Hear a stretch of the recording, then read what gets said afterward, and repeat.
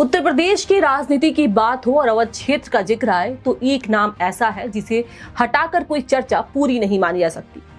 यह वो नाम है जिसे लोग सिर्फ नेता नहीं, अवध का असली शक्ति केंद्र कहते हैं।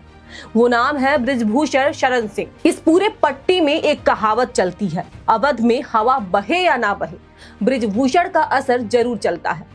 राजनीति में बाहुबली का तमगा मिलने पर भले ही वे इसे नकारते रहें, लेकिन सच्चाई यही है कि गरीब, पीड़ित और जरूरतमंद लोगों के लिए बृजभूषण किसी ढाल से कम नहीं है।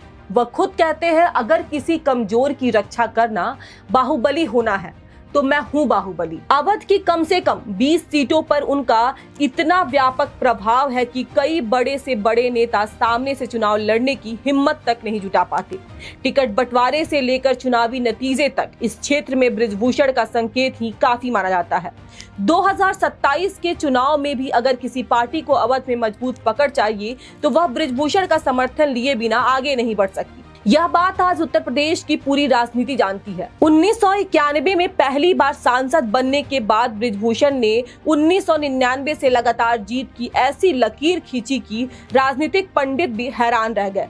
उनकी पहचान सिर्फ एक दबंग नेता की नहीं, बल्कि निर्भीक और टकराव से ना डरने वाले राजनेता की है। इसका सबसे चर्चित उदाहरण वह घटना है जब 2004 में तत्कालीन मुख्यमंत्री मायावती ने गोंडा का नाम बदलकर लोकनायक जयप्रकाश नारायण नगर करने की घोषणा कर दी थी। बृजभूषण ने खुलकर इसका विरोध किया, जन आंदोलन खड़ा किया और मामला प्रधानमंत्री अटल बिहारी वाजपेयी तक पहुंचाया। परिणाम ये मिला कि घोषणा वापस हुई और गोंडा का नाम आज भी गोंडा ही है। अगर उस वक्त बृजभूषण खड़े ना होते तो आज मानचित्र पर गोंडा किसी और नाम से दर्ज होता। बृजभूषण राजनीति में कई दलों के साथ चल चुके हैं, समाजवादी पार्टी से लेकर भाजपा तक। उनका स्वभाव है स्वतंत्र, बेबाक और सीधे बोलने वाले। उनकी लोकप्रियता का अंदाज इसी से लगाया जा सकता है कि 2024 में भाजपा ने उनका टिकट भले ही काटा, मगर टिकट किसी दूसरे को नहीं दिया, उनके बेटे को दिया, क्योंकि पार्टी भी जानती है कि बृजभूषण का प्रभाव ऐसा नहीं है कि नजरअंदाज किया जा सके। उनका नाम महिला पहलवानों के प्रकरण में भी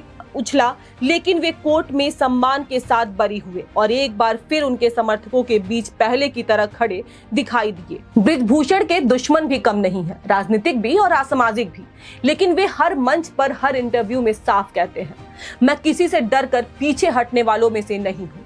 अवध का जनमानस भी यही मानता है कि जो सीधे, सख्त और अपने इलाके के लिए समर्पित है वो है बृजभूषण शरण सिंह।